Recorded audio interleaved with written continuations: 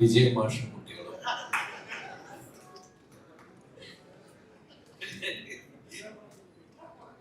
എന്നാലും എത്രയോ stage shows ഞങ്ങൾക്ക് ആഗ്രഹിച്ചിട്ടുണ്ട് ഈസ്റ്റ് കോസ്റ്റിന്റെ ബാനറിൽ. അതെ, 2 ദിവസമേ ആയുള്ളൂ സർ. എനിക്ക് ചെറിയ രീതിയിലൊക്കെ കിട്ടി തുടങ്ങുന്നു സർ. താമസിച്ചു സാർ, മേക്കപ്പ് ചെയ്ത് കുറച്ച് ലേറ്റ് ആയി പോയി സാർ. ഞാൻ വിജയ് സാറിന്റെ പരിപാടിയോട് കുറച്ച് അധികം മേക്കപ്പ് ഒക്കെ ചെയ്തു. അതുകൊണ്ട് കറക്റ്റ് ചോദിച്ചു ഇവിടെ എത്ര മണിക്കാണ്. കറക്റ്റ് ഷാർപ്പ് 7 മണിയാണ്. കറക്റ്റ് ചേട്ടാ ഞാൻ വന്നിട്ട് ഇങ്ങനെ നോക്കി, വിജയനെ കണ്ടില്ല എവിടെ. ഞാൻ വിചാരിച്ചു അവസാനം ഞാൻ വിജയേട്ടൻ ആണല്ലേ. അത് വിജയേട്ടൻ എപ്പോഴും അത്ഭുതങ്ങൾ സൃഷ്ടിച്ചിട്ടാണ് ഓരോ ഫംഗ്ഷനും പ്രത്യക്ഷപ്പെട്ടുകൊണ്ടിരിക്കുന്നത്. അതായത് ഞാൻ അവിടെ വന്നിരുന്നിരുന്നെങ്കിൽ, ഈ മീരയ്ക്ക് സപ്പോർട്ടായിട്ട് അവിടെ ഇങ്ങനെ നിന്ന് ഓരോന്ന് ചെയ്തു കൊടുത്തില്ലായിരുന്നെങ്കിൽ ഉറപ്പായിട്ടും ബോധം കിട്ടും. ബോധം ഉണ്ടോന്ന് അറിയത്തില്ല. ചെറിയ ഈ 2 ദിവസം കണ്ടപ്പോ സാറിന് പോലും ആ സത്യം മനസ്സിലായല്ലോ സാർ, അതെങ്ങനെ സാധിക്കുന്നു. എന്നാലും ഞങ്ങളൊക്കെ ആഗ്രഹിച്ച ഒരു കാര്യമാണ് ഈസ്റ്റ് കോസ്റ്റിന്റെ ബാനറിന്റെ കീഴിൽ ഒരു സ്റ്റേജിൽ ഒന്ന് നിൽക്കണമെന്ന്. അതിങ്ങനെ സാധിച്ചതിലുള്ള വലിയ സന്തോഷം അറിയിക്കുകയാണ്. മൈ ബോസ് പോലെയൊക്കെ ഒരു വലിയ വിജയമാവട്ടെ.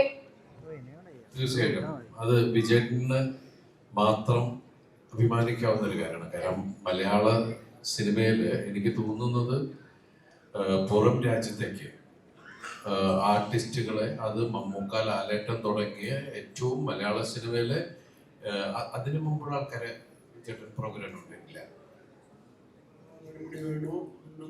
അത് ലാലേട്ടൻ മമ്മൂക്ക ഗ്രൂപ്പിലല്ലേ, അവരെല്ലാവരും കൂടി ഒരുമിച്ചിട്ടല്ല പറയുന്നത്. അല്ല ഞാൻ ചോദിക്കുന്നത് നസീർ സാറൊക്കെ, നസീർ സാറിനെ കിട്ടിയിട്ടില്ല. മലയാള സിനിമയിലെ ഒട്ടുമിക്ക താരങ്ങളെയും കൊണ്ടുപോയി ഗംഭീര പ്രോഗ്രാംസ്. അന്നൊക്കെ അത്ഭുതമായിരുന്നു ശരിക്കും പറഞ്ഞാല്, എല്ലാ താരങ്ങളെയും ഒരുമിച്ചൊരു വേദി കാണുക എന്നൊക്കെ പറഞ്ഞാൽ. പക്ഷെ അങ്ങനെ കാണാവുന്ന അവസ്ഥകള്, അങ്ങനെ ഒരു അത്രയും സ്റ്റേജ് ഷോസ് എത്രയോ വർഷങ്ങൾക്ക് മുമ്പ്. എനിക്ക് തോന്നുന്നു ഇന്ന് അങ്ങനെ ഒരു സ്റ്റേജ് ഷോ ഇത്രയും ആൾക്കാരൊക്കെ വെച്ച് ചെയ്യാൻ പറ്റുക എന്ന് പറയുന്നത് ഭയങ്കര ബുദ്ധിമുട്ടുള്ള കാര്യമാണ്. നടക്കില്ലെന്ന് വിചാരിച്ച ഒരുപാട് ഷോസുകൾ ചെയ്യുക, അതുപോലെ സിനിമകൾ ചെയ്യുക.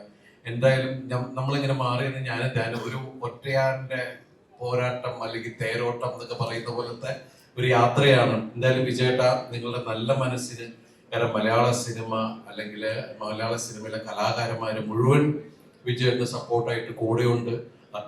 അതുപോലെ മലയാളക്കാര ഒരുപാട് താലോലിക്കുന്ന, ആരാധിക്കുന്ന ഈസ്റ്റ് കോസ്റ്റ് ബ്രാൻഡ് ആൽബംസ് എന്നൊക്കെ പറഞ്ഞിട്ടുണ്ടെങ്കിൽ നിങ്ങൾക്ക് എല്ലാവർക്കും അറിയാലോ. ഒരുപാട് പേര് പ്രണയലേഖനം എഴുതുമ്പോൾ വിജയേട്ടന്റെ 2 വരികൾ അതിൽ നിന്ന് എടുത്തുകൊണ്ട് പോയിട്ട് അതിൽ ആഡ് ചെയ്യുക എന്നൊക്കെ പറയുന്നത്. അതുകൊണ്ട് ഞാൻ എപ്പോഴും പറയുന്നത് പ്രണയമാണ് നിൽക്കുന്നത്. ആണോ? പോയത് ഞാൻ എവിടെയും ജീവിച്ചോട്ടെ, എന്റെ കൂടെ പഠിച്ച ആളാണ്. അതുകൊണ്ടാണ് ഇങ്ങനെയൊക്കെ പറഞ്ഞുകൊണ്ടിരിക്കുന്നത്. ഞാൻ ജൂനിയർ അന്ന് അങ്ങനെ ആയിക്കോട്ടെ, ഞാൻ ജൂനിയർ ആണെന്നാണ് പറഞ്ഞു. ഓക്കെ. പക്ഷെ വിജയൻ സർ, അതായത് പ്രണയമാണ് മുന്നിൽ നിൽക്കുന്നതെന്നാണ് ദിലീപേട്ടൻ പറഞ്ഞത്. എങ്ങനെയാണ് ഇപ്പോഴും ഇതിലെ പാട്ടുകൾ പ്രണയം നിറഞ്ഞ്? അത് മനസ്സിലായി. ഇപ്പോഴും എന്ന് ചോദിച്ചത്, ഇപ്പോ ഇതില് നമ്മൾ കണ്ടത് ധ്യാനും ദിവ്യയും കെട്ടിപ്പിടിക്കാനൊക്കെ പഠിപ്പിക്കുന്നത് അതായത് ഞാൻ പറയുന്നത് ജീവിതത്തിൽ അത്ഭുതങ്ങൾ പറഞ്ഞുകൊണ്ടാണ്. നമുക്ക് അതായത് നമ്മൾ കാണുന്നതും വിശ്വസിക്കുന്നതും ഒന്നും ആയില്ല സത്യം. അതിനപ്പുറത്ത് ചിലതൊക്കെ നമുക്ക് ജീവിതത്തിൽ അത്ഭുതങ്ങൾ സംഭവിച്ചേക്കാം. എനിക്ക് നമ്മുടെ പാലക്കാട് അവർ തന്നെ അരി മാത്രം കഴിച്ചാൽ മതി, എനർജി അറിയുന്നത്. തീർച്ചയായിട്ടും കഴിഞ്ഞ അമ്മ കൊടുത്തോട്ടായിരിക്കും ഞാൻ കഴിച്ചത് എന്ന് വിചാരിച്ച് അവരോട് ചോദിക്കാൻ അങ്ങനെ കൊടുക്കുന്നതല്ലോ.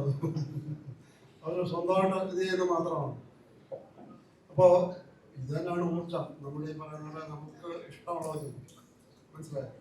അത് എന്തുവാ, പിന്നെ പ്രണയം എന്ന് പറയുന്നത് നമുക്ക് എന്തിനോടും ആവാം. നമ്മൾ ചെയ്യുന്ന ഏത് പ്രവർത്തിയോടും വ്യക്തികൾ മാത്രം ആവണമെന്നില്ല. ഇനിയിപ്പോ ഇന്ന് ഈ ഷോ പ്രണയിക്കാറ്, അതുകൊണ്ടാണ് അവിടെ വന്നതൊക്കെ ചെയ്തത്. തീർച്ചയായിട്ടും ധ്യാൻ ശ്രീനിവാസന്റെ പ്രണയം എന്തിനോടാണെന്ന് പറഞ്ഞ് നമ്മൾ വൈൻഡപ്പ് ചെയ്യുന്നു. യുവർ പ്രണയം എന്തിനോട്? ഒറ്റ വാക്ക്. സോറി, ആശ്വാസമായല്ലോ. സന്തോഷമായിട്ട് വീട്ടിലേക്ക് പോവാലോ. കിട്ടി അല്ല, ചോദിച്ചു മേടിച്ചു.